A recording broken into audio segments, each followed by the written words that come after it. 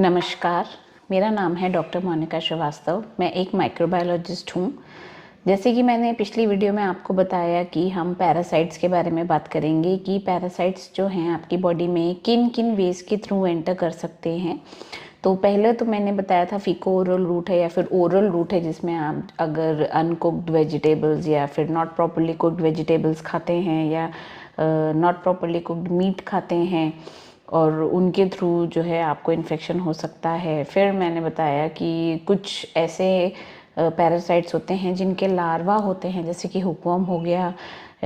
इनके larva soil के through अगर आप नंगे पैर चलते हैं पानी में या फिर मिट्टी में, तो इनसे भी इन्फेक्शन हो सकता है। और मच्छर जब आपका ब्लड सक करते हैं तो वो कुछ पैरासाइट्स हैं, उनके लार्वा को आपकी स्किन पे डिपॉजिट कर देते हैं या फिर आपके स्किन को इंजेक्ट करके अंदर ब्लड में डिपॉजिट कर देते हैं, जिससे आपको इन्फेक्शन हो सकता है। तो क्या क्या आज हम बात करेंगे कि क्या क्या टेस्ट हैं जिनके थ्रू हम इन पैरासाइट्स का पता लगा सकते हैं।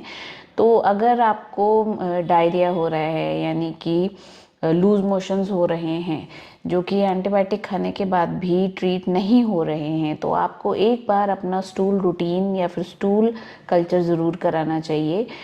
इससे हम पता लगा सकते हैं कि क्या कारण है या किस कारणवश आपको इन्फेक्शन हो रहा है।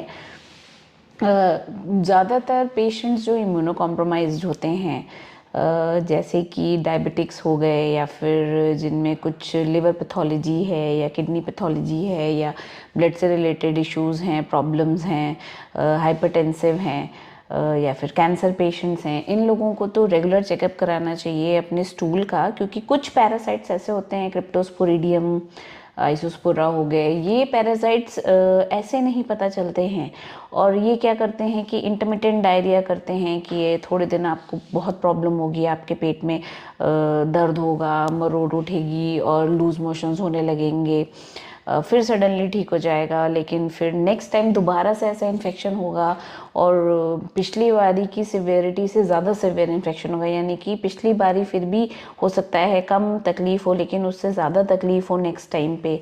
तो ऐसे केसेस में भी आपको एक बार रूटीन अपना स्टूल का चेक करा लेना चाहिए, क्योंकि ये पैरासाइट्स ऐसे हैं जो कि नॉर्मली डिटेक्ट नहीं होते हैं या नॉर्मल पर्सन के स्टूल में नहीं मिलते हैं, लेकिन इम्यूनो कॉम्प्रोमाइज पेशेंट्स के स्टूल में मिलते हैं। तो ये तो रही स्टूल की बात कि हम स्टूल का एग्जामिनेशन कर रहे हैं, स्टूल में रूटीन माइक्रोस्कोपी या फिर स्टूल में कल्चर।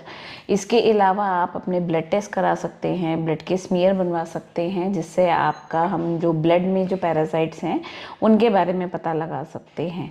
मैं अपने आगे आने वाली वीडियोज़ में और भी बताऊँगी। कभी कभी लिवर पैथोलॉजी होती है, कभी कभी लंग पैथोलॉजी होती है, तो इसमें अलग पैरासाइट्स मिलते हैं, तो उनके क्या सिम्टम्स हैं और क्या ट्रीटमेंट है और कैसे हम इसको डायग्नोज कर सकते हैं।